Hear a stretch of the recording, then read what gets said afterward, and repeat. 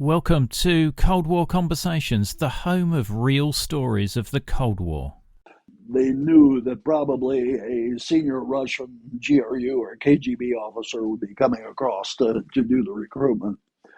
And this was a joint operation because it was in the French sector. A number of French officers were involved, the West Berlin police and the Federal Intelligence Service in West Berlin. And then they called in a number of people that they thought they could trust. I was one of them. So our unit helped them. This is Cold War Conversations. If you're new here, you've come to the right place to listen to first-hand Cold War history accounts. Please follow us in your podcast app so you don't miss a single episode. In the heart of Europe, Berlin stood as a city divided not only by walls but by ideologies. I dive into the world of espionage that thrived in this divided city with Special Forces and CIA veteran James Stayskal, who has written a new book, Berlin, A Spy's Guide to its Cold War History in Story and Image. We explore in some detail the intricate web of intelligence operations that unfolded, and James shares his own first-hand accounts and lesser-known stories, giving us insights into spy recruitment, tradecraft and clandestine communications. I'm delighted to welcome James Stayskal to our Cold War conversation. Why Berlin? Berlin, I think, was the focal point between Washington, Moscow, and Berlin. Those three cities were the three prominent players or cities, locations in the Cold War. I was fascinated with the city. I had first seen it in movies and on newscasts when I was a kid. And then I was lucky enough to be stationed there with a very unique military unit. And it was a formative part of my learning of tradecraft and the skills that I employed later throughout my career. And I wanted to portray the city for what it was from the viewpoint of an intelligence officer. And having 35 years working in the field, I thought I was kind of a fairly good witness to what happened there. Absolutely. So, from an espionage point of view, who are the players in Berlin during the Cold War? I think we can probably guess a few of them, but in the book, you've got quite an interesting list there. It's actually a fairly short list, too. I think in some ways you can almost say who weren't the players there. Berlin, of course, was split. So half of Germany and half of Berlin was controlled by the Soviet Union and East Germany. The other half was West Germany, and it was controlled by the British, French, and the Americans. The same held true for Berlin. Berlin, being the former capital of the Nazi Empire, was occupied by the victors in 1945. And it was split between all four of them, and it became a focal point and a point of contention between the powers from that point on. I've heard it described as sort of like it's the tectonic plates of East and West meet in Berlin and sort of like clash together, almost like an earthquake fault line. I think that's a very apt description. I know a lot of leaders at the time were very concerned with what was happening, not only between West and East Germany, but between the two halves of the city. Eisenhower, JFK, of course, Khrushchev was very concerned with it, Stalin as well.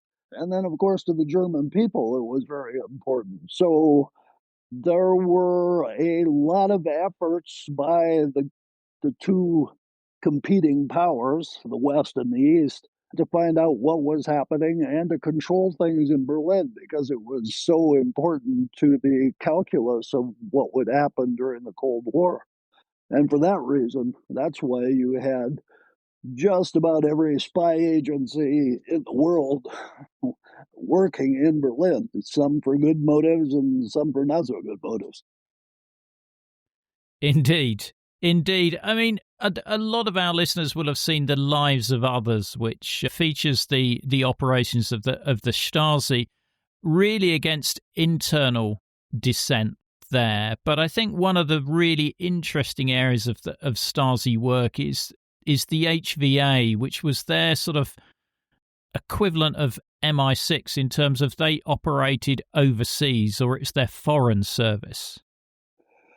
It was, and from the very beginning, the HVA was a very competent service. It took a lot of its cues from the Russians after World War II. A lot of the cadre that formed the unit formed the HVA, which is the German equivalent of the main department for reconnaissance, came back from Russia to form this organization. So they already had a pretty good idea of how to operate clandestinely and how to collect intelligence. And it was led by a remarkable individual by the name of Marcus Wolf, who was there from the beginning up until about 1987, I believe, was when he retired. But the HVA was very competent, probably more competent than the KGB or the GRU, the Russian services.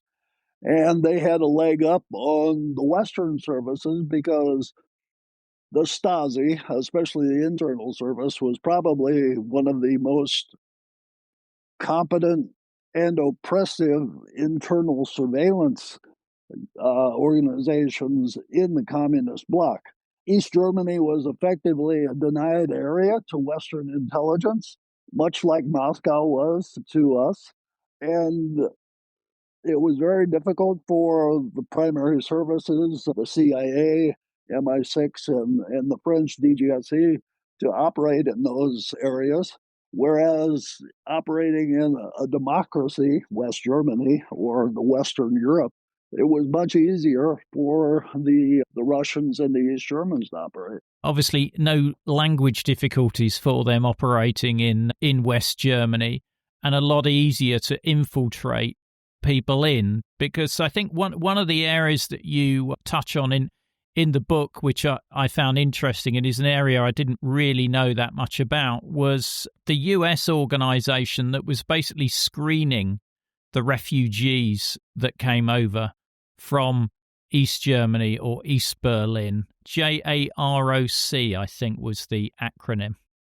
Joint Refugee Operations Center, yes, because the reason why the Berlin Wall went up in the first place was because so many people from Eastern Europe and especially from East Germany were fleeing the country, and it was easy for them to go from East Berlin to West Berlin. And the Allies sent up a center to screen those people as they were coming in to decide what to do with them and how to help them. But it was also a very easy channel for the East Germans and the Russians to put their own people into those refugee lines and get them into West Germany, where they could be sleeper agents and grow up through the West German system.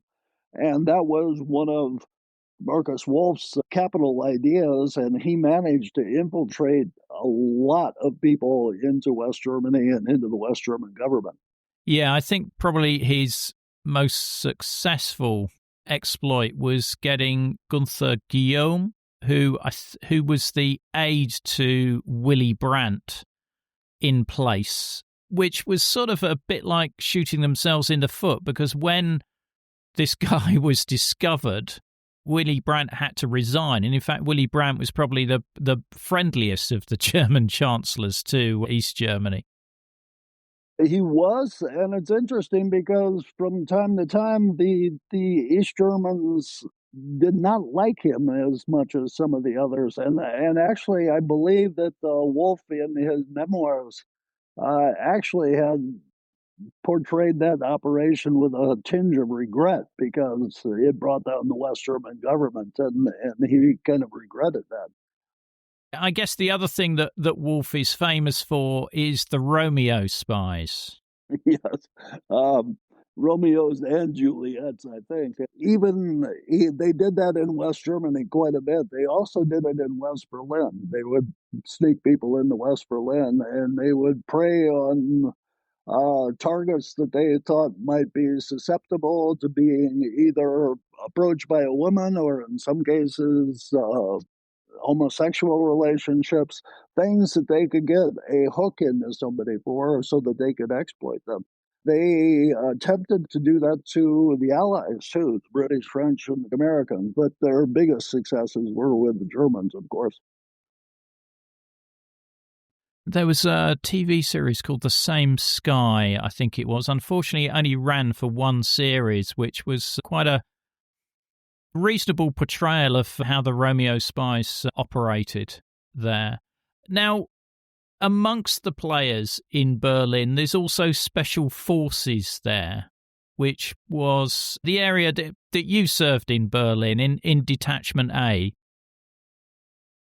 That was indeed my landing point for coming to Berlin. And special operations, special forces were looked on by both sides as to be a key element for what the East Germans would call Day X, the first day of the war, if it came. So we, the Americans, put a 90-man special forces company into Berlin that operated semi-undercover. At the same time, the East Germans and the Russians had special operations units that operated inside East Germany, preparing for that possible contingency of occupying Berlin and moving west to take over Europe. From 1945 to 1990, both sides were preparing for the eventuality that war would come. So in that case, all things in love and war are fair. So special operations played a big part, as did conventional forces. That was where the main thrust, of course, was. For more on James and his Special Forces career, check out episode 120, our Special Forces Berlin episode. There'll be a link in the episode information. We talked about the East Germans sending potential or possible agents over as refugees. Now, they also had other methods of getting them into West Berlin other than that, particularly once the wall was up. So I think they had a special exit or entrance in Friedrichstrasse, but they also had doors in the wall at various locations around Berlin. That's true. The East Germans called them Schleusen, or basically slipways, where they could put people into the West. They had them along the wall between West, or the fence line, I guess, between West Germany and East Germany as well. But all around Berlin, there were entryways into West Berlin that the Stasi could use to get their assets and agents, and in some cases, some of their officers into West Berlin. Of course, what they probably did not, or maybe they did take it into account, but once the doors were located or discovered by the West, they were also used to go from west to east. So it would actually be used by smugglers in some cases, and in others by nefarious intelligence agencies to put people across in East Germany. The one that you mentioned at Friedrichstrasse was actually a special way for the East Germans to circumvent their own custom system, because their people had to go through controls to get on the train to go to the West. But their method was to go around that system and then just insert their people onto the train through a back door, which they had to think about that for a long time, because the wall, when it went up, was not only bad for the Western intelligence services, it made things more difficult for the Eastern services as well. Because one of the stories you talk about is Vera Stiller, who was an HVA Stasi officer who defected to the West, and actually he defected using the door in, or that special exit in Friedrichstrasse station, as I recall. He did. He understood the system, and even Stasi officers, they could not just cross on the basis of their special ID, which I show a picture of in the book, but they had to have basically a permission slip to say that they had an operational mission going into West Berlin, and it had to be signed and countersigned by officials. And he managed to subvert that system and counterfeited his own documents and was able to escape with a significant amount of intelligence, which he passed over to the British and the Americans. But he was probably the most significant defector from the HVA through their entire history. I seem to recall that he screwed up the date on the document on the pass that he was going to use to come through Friedrichstrasse, and he managed to bluff his way through because he knew the guy who was effectively on the gate and managed to bluff his way through. I would imagine that guy didn't last long in that role after. Probably not, but Stiller played it well, I think, and just saw the guy made a mistake, and I'll make sure it doesn't happen ever again, and I'll counsel him, turn the whole thing around, and managed to get across and out of West Berlin fairly quickly. He had to do some initial interviews in the city, and then he was flown out to make sure that the East Germans couldn't find him and try to bring him. I did an interview with Stiller's son a while back, episode 134, which, if people are interested in that Stiller story, that's well worth a listen. One of the many parts of the book I found fascinating is some of the details you go into around clandestine communication methods. And I was familiar with some of them, dead letter drops and a brush pass and stuff like that. But it was interesting, the story you told about I think it was a CIA officer who developed a technique called exploiting the gap. Yes, passing the buck. The very brief encounter that he developed for using in the Warsaw Pact countries.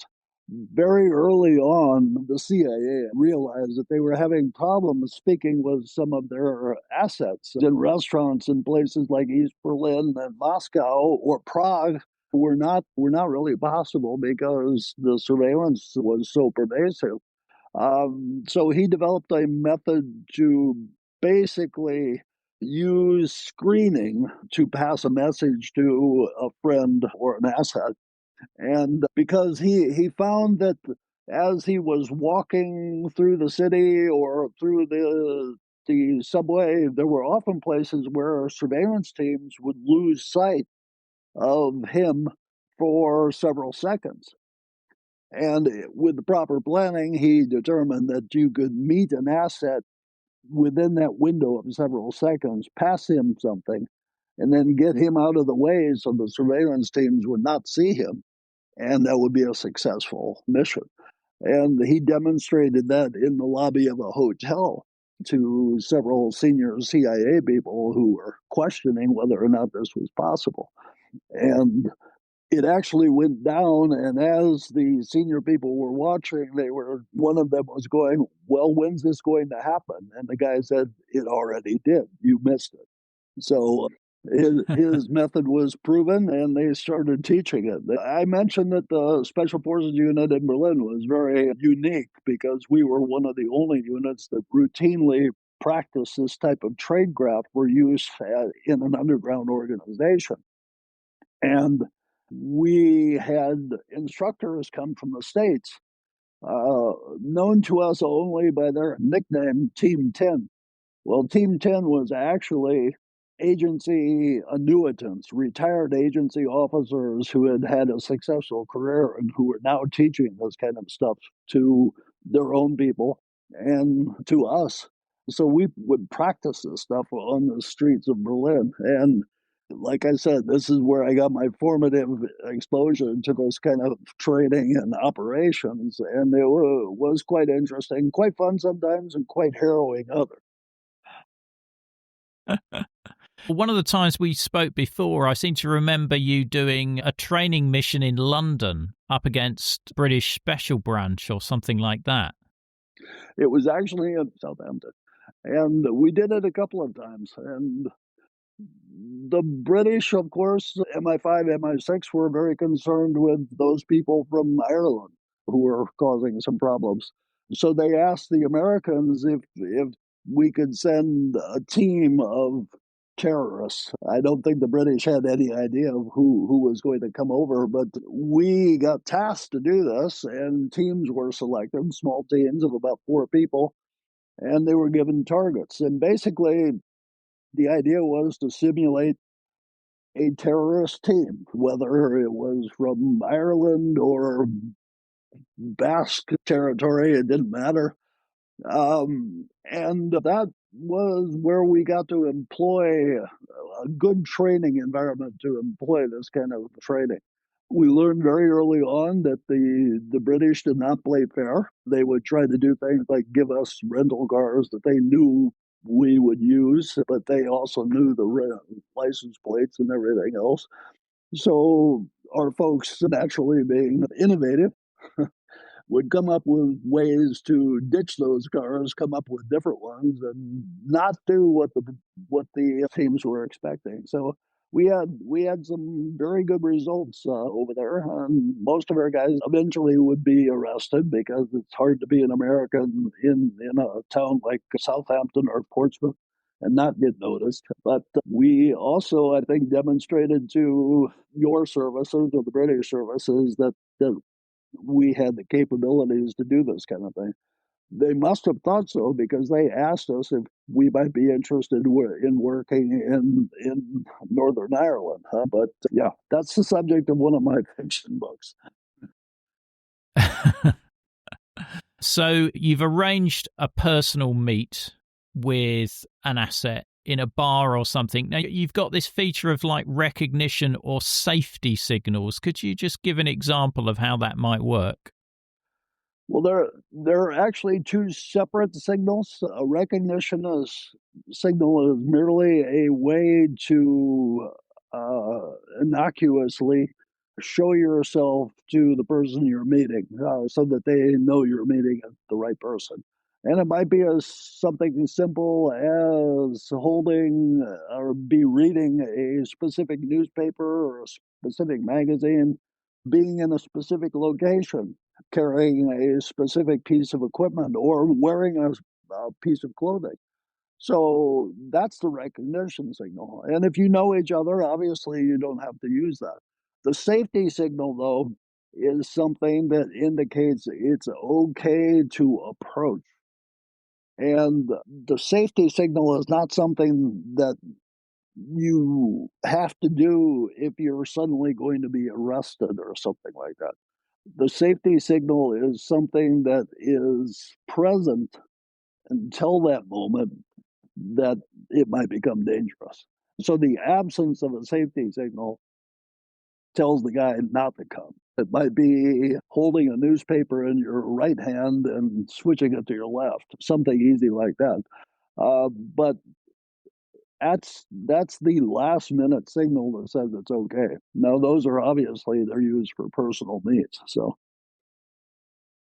now we talked about Vera Stiller, and you've got a number of fascinating cases featured in this book. And I think one of the ones that I was intrigued by, because I definitely never heard this one before, was Mr. Gruin.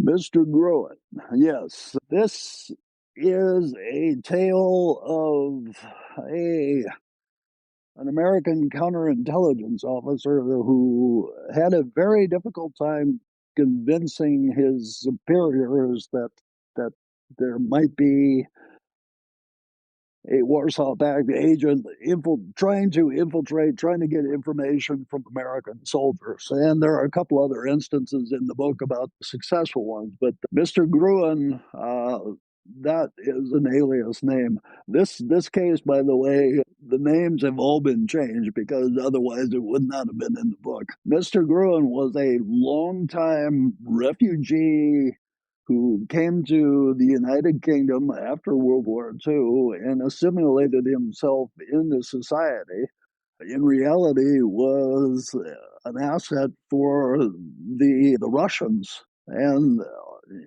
we believe it was run jointly by the KGB or the GRU and Stasi. But the Gruin was a very experienced agent, a very long-term member of the Communist Party, but he would approach people, Americans specifically, in West Berlin and give them financial advice. And of course, getting access to a person's financial status and weaknesses provided him a leverage to possibly use people to get information. So this is really a case of how he was operating, and one specific instance where he tried to recruit an American soldier, which led to his eventual being uncovered by counterintelligence. But it also is a case of how difficult it was to work in Berlin sometimes to even convince your superiors that there were spies out there. Despite the fact that everyone knew it, people just said, oh, this can't happen to us. But Mr. Gruin was eventually uncovered by our CIA agent, who was by the name of Richard Gordon, and he had basically a fight on his hand. It took him almost 2 years, but they ended up, with the help of the West German authorities, to eventually capture him in West Germany. I'm not sure what his status is now, but I don't think he's working for the East Germans and the Russians anymore. He'd been member of the Communist Party since the 1930s, so he'd been, as you say, around for a long time. And I think in the book you say he's believed to be one of the oldest and deepest moles in Europe. Over 50 years, I think. Wow. The other case which I'm familiar with, but perhaps other people may not be familiar with, is the Jeffrey Carney case. Jeffrey Carney, yeah. One of the other interesting aspects of Berlin was the fact that we had a very large signal intercept site. Actually, there were 3 major sites that were in Berlin. There was a joint NSA, U.S. Army, and also British GCHQ site on top of a place called Teufelberg, Devil Mountain, which was the largest and most extensive signal intercept site in the world. And then we had 2 other sites, one on Tempelhof airfield and another one down by Marienfeld. So there were a lot of these signal people working in West Berlin, Americans, British, and civilians also. So this was a major target for both the KGB and the East Germans. They wanted to know what we were collecting and how we were doing it. So their major target was recruiting Americans specifically. And so they tended to focus on junior enlisted people. They knew they were vulnerable for a lot of different reasons, either personal problems or money or alcohol. And Jeffrey Carney was one of the guys that actually decided he was going to turn himself over to the Russians on purpose. He felt that he could do something to stop what he thought might be World War III. So he turned himself over and tried to offer himself to them as a source. The fact that he was also gay may have played a part in it. He may have felt that he was not being treated well within the military, and that's very possible. But the East Germans, when they finally did talk to him and interview him, they don't care about that. They care about how they can exploit a person. So they don't care if they're gay or not. And Carney was one of the guys that became a very important asset for them. And he worked for them for a number of years and even went back to the States and provided information. And it was only after the wall went down that the Americans were able to figure out that he was a spy, and they actually arrested him after the reunification of the 2 countries. Which was quite contentious with the German government, because effectively they the US had sent a team into the unified Germany to arrest someone who was affected. Had he not had German nationality, or he'd been given East German nationality? He had been given East German nationality, and he was a very fluent German speaker. As far as his neighbors knew, he was German. So this was after reunification, and I believe it was after Berlin had been handed back into the federal government. So a team of CI investigators went into what had been East Berlin and basically found out where he was living and arrested him without telling the Germans. And the Germans were naturally a bit upset about that.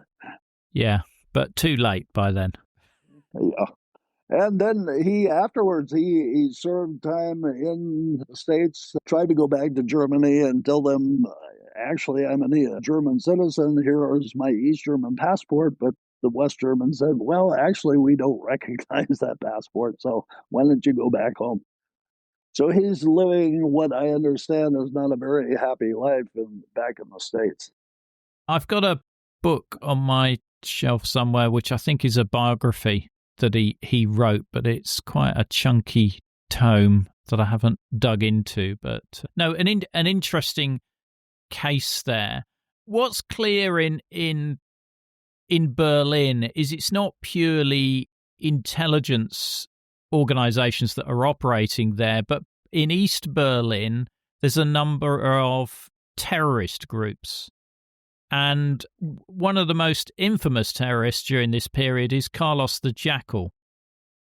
Carlos, by that time, was actually more or less freelance. Carlos has an very interesting backstory, and he was from Venezuela, much like Che Guevara, did not like the capitalist West and became a member of the Communist Party and eventually traveled to Beirut to join the Popular Front for the Liberation of Palestine, Wadi Haddad's group. And he was basically a contractor for PFLP doing operations. He had a falling out with PFLP and was ejected from the organization. And he started doing other operations just to get revenge or retribution against some of his main protagonists. One of them was the French, because his wife had been arrested. His wife was a West German terrorist and was arrested by the French. And so Carlos decided he was going to get some retribution against the French. With the support of the East German Security Service, he came into East Berlin and then directed an operation against the French Cultural Center in Berlin with a bomb, which is pretty interesting because the East Germans were very interested in using any means to destabilize West Germany. And one of their means was to support the German terrorist groups, the Red Army faction and the revolutionary cells. But they also helped support some of the Palestinian groups as well and provided training for them. So they could come into East Germany through Eastern Europe and then using the fairly easy methods we already talked about, come across into West Berlin and conduct a terrorist operation with not too much problem. And that's what Carlos did. He used a couple of people to plant a bomb in the cultural center and then went off and he killed one person and injured a number of others. But Carlos, had made his point. Carlos was eventually arrested by the DGSE in Khartoum, and now he's sitting in jail in France with multiple life sentences. And there's also state terrorism being perpetrated from East Berlin as well, with the bombing of the Labelle discotheque in West Berlin, really popular with the US forces. I remember it well because at the time I was living probably a mile from where this happened and actually heard the bomb go off. Muammar Gaddafi was not real happy with the United States after we shot down some Libyan aircraft during a conflict over the Gulf of Sirte in the Mediterranean. President Reagan at the time hated Muammar Gaddafi, and Muammar Gaddafi hated Reagan. So one of the again, this is retribution and revenge. One of the means to achieve this was for Libya to sneak some operatives into West Berlin, again, with the knowledge, at least, of the East German Security Service.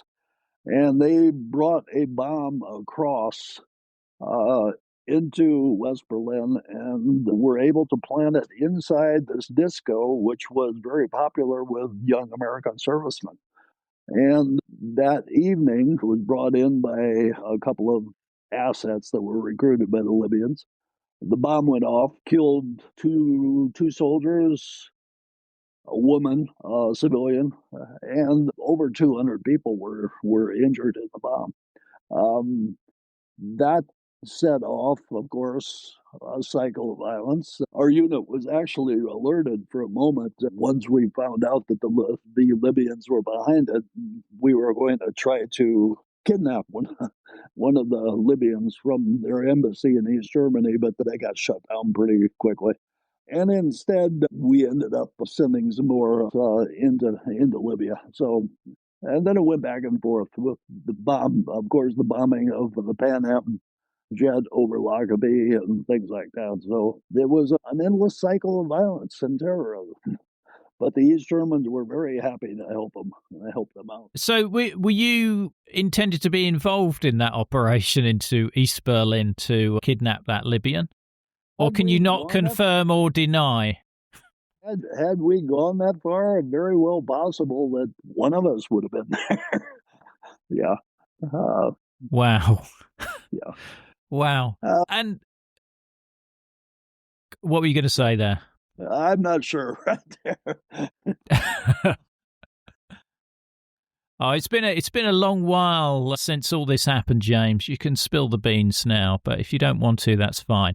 I know the book's not about you, but you do describe one operation where you are involved, which is Operation Lake Terrace. Oh, Lake Terrace, yeah, that was interesting. This is another case. In this case, it's the Soviets, the Russians, were trying to recruit an American, again, a very susceptible, but he was also a very intelligent young man.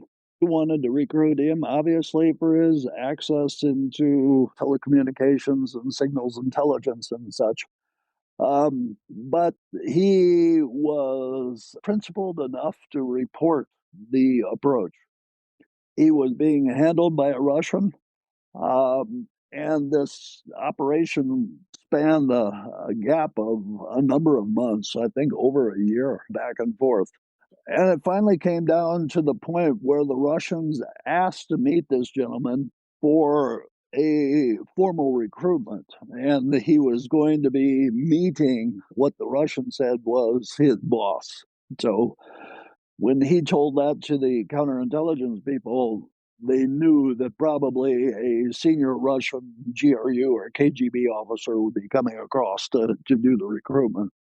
So eventually, when it was set up, it was off again, on again for a while. Eventually, it was set up to be carried out in a restaurant in the northwest part of Berlin.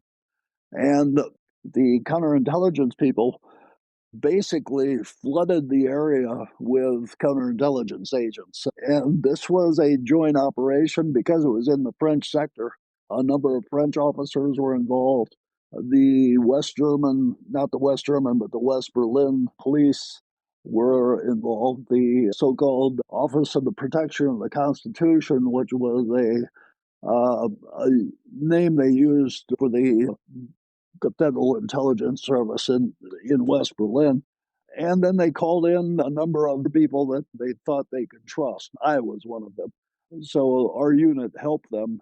And we were all set up around this restaurant to watch it happen. There were people inside the restaurant.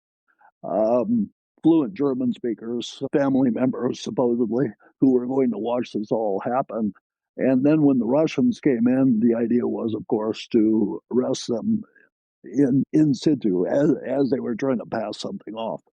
As it turned out, the Russians did not show up for the meeting. The guy was in the restaurant, the American was in the restaurant, and they were about to break the whole thing off and say, okay, they've called it off, when somebody realized that the Russians were actually outside the restaurant and they were planning on meeting him as he came out. And that actually happened. So as he came out, he met one of the Russians. And when that happened, all hell broke loose. The security services moved in.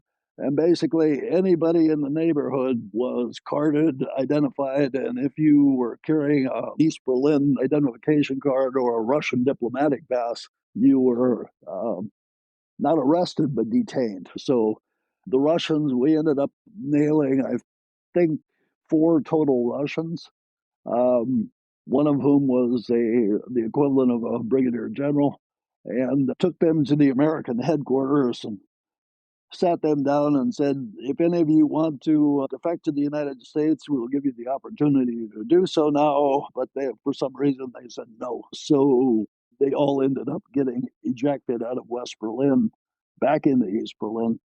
I'm fairly sure that they also ended up with some black marks on their records when they got home. Brilliant, brilliant. I think the bit I love most about that story is you describe a GRU officer who decides to try and hide by sitting down on a bench and reading a newspaper under a street light. Yeah, this is kind of amusing because all this hubbub is going on around him and he's trying to hide behind the newspaper while people are running and scrambling. And finally, somebody goes, had anybody talked to that guy? And nobody had. So they, excuse me, sir, can I see your identification, please? And that was the end of that ruse. Yeah, so I don't think that technique's going to end up in the tradecraft manual then. No, I don't. And how many people sit on the bench in the middle of the evening reading a newspaper under the light? I would prefer to be in my home. So that was suspicious from the very get-go. But yeah, it took them a while to pick up on it. You mentioned I can't remember the name, the West German, sort of like the Bureau for the Defense of the Constitution. The Bundesamt für Verfassungsschutz, the Federal Office for the Protection of the Constitution. And in Berlin, it was called just Verfassungsschutz, Protection of the Constitution. Yeah, they were the nondescript intelligence opera organization inside West Berlin. Right, because one of the stories you do mention in there is the defection of one of the people in charge of that organization. Otto Jahn. Yeah, that nobody has ever quite figured that one out. Shane Whaley on Spybury podcast is absolutely fascinated by this story because it's not clear exactly what went on. Yeah, he was the head of the German service, and he was in West Germany, and he was part of the resistance against Hitler in World War II. He was going to a memorial service at the Bendler Block, which is where the 20th of July plotters were all shot by the Germans in 1944. But while he was there, he met a friend who convinced him, according to Otto, that he should go over and talk to the East Germans. What happened after that is in dispute. He variously said that he went willingly, and then later he said that he was drugged. So he ended up going into East Berlin with an East German intelligence officer, and ended up staying there over there for quite a while. Apparently he had regrets and tried to come back to West Germany, but the West Germans tried him as a defector, as a traitor, and he ended up in jail. That no one has ever figured out exactly what happened. And in fact, Marcus Wolf actually said in his memoirs that John had been abducted by the East German government. But that could also be, sort of a cover story. Yeah, it's an intriguing story. I'm surprised no one's written a book about that, or maybe there's just not enough because people don't know what happened.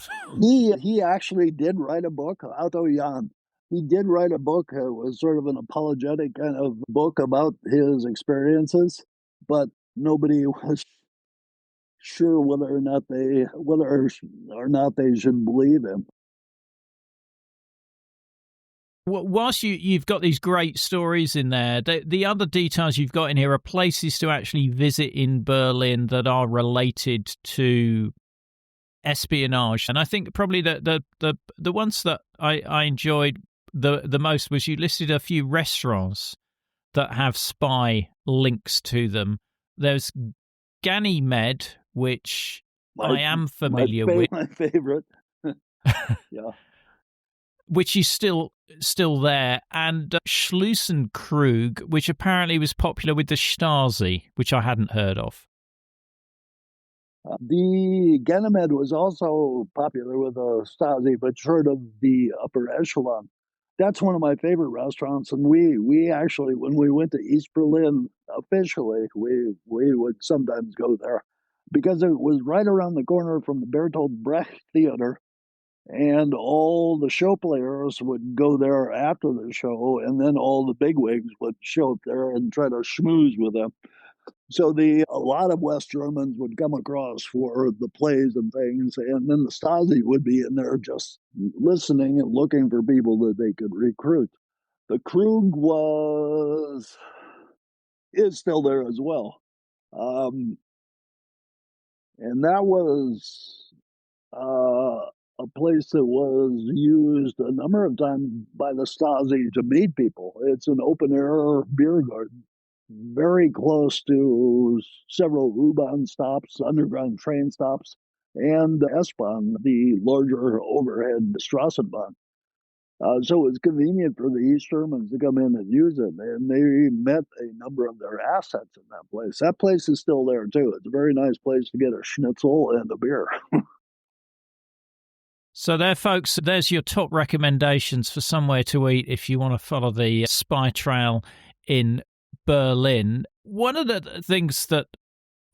many things that intrigues me about the fall of the wall and what happens there is the Rosenhaltz files, which are the Stasi files that allegedly name names of who has been working for them. And the CIA managed to get hold of them. After the 9th of November 1989, the Stasi began to destroy all its records, especially the HVA, all its asset records. What was not destroyed was their wartime system. The Rosenhaltz files, which was copies of those records sealed in containers, basically broken into three parts. And those records were supposed to have been destroyed, but there were apparently three sets of three tubes that had all these data in them. One complete set was not destroyed. And the CIA managed to acquire that set from an East German agent, a Stasi officer for sure. Whether or not he was a recruited asset or he was just paid to give the files is still being debated. But those files came out and were worked upon, and quite a few names came to light. Now, this included people who had long been gone, or very early agents, and then some that were still current. West German agents were discovered. Also, a number of people in other countries, France, Sweden, were recruited by the Stasi, and those names came out. There are a number of people that say that this was basically conspiracy that none of this was true. But having seen some of the documentation on this, I can pretty comfortably say that this was indeed a coup for the CIA, and eventually the West Germans got a copy of the material back from the CIA after several years. So, yeah, the Stasi was gone, and they were not using these people anymore. But those people had been assets, and they had betrayed their governments, and so those governments were very interested in finding out who those people were, and they did. Because the Stasi, particularly Milke, was interested in compromising material on people as well. So anybody who's watched the latest series of Cleo will be familiar with the Roter Koffer, which apparently held some compromat on Erich Haniker. What sort of information did Milke have on Haniker? Oh, yeah. I mean, he kept this little red briefcase with the coffer in his safe, and it was discovered there. He died shortly after that, so he probably, for a very short period of time, was kicking himself in the butt for not destroying that. But he had documents in there that Erich Haniker, the leader of the party, had been compromised by the Nazi government and was actually working with the Nazi government during World War II, which had been never reported before. So that would have put him in very bad stead with his own people.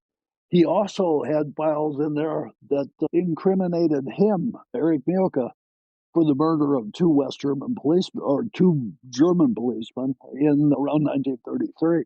He was a member of the Communist Party in Germany in the early 30s, and at one point assassinated with intent two Berliner policemen, and then ended up escaping to the Soviet Union.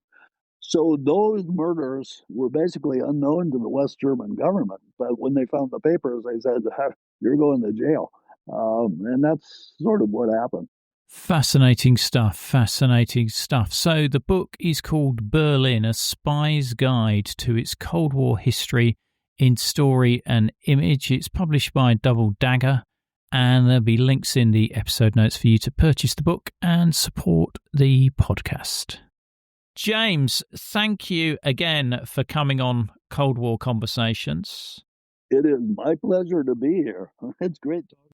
Well, no, it's always great talking with you. I'll have to improve my interrogation techniques to try and get more out of you in future, you know. I'm still being resistant to interrogation. Yeah, I've noticed. The episode extras, such as videos, photos and other content, are available via a link in the episode information. The podcast wouldn't exist without the generous efforts of our financial supporters, and I'd like to thank one and all of them for keeping the podcast on the road. The Cold War conversation continues in our Facebook discussion group. Just search for Cold War Conversations in Facebook. Thanks very much for listening, and look forward to seeing you next week.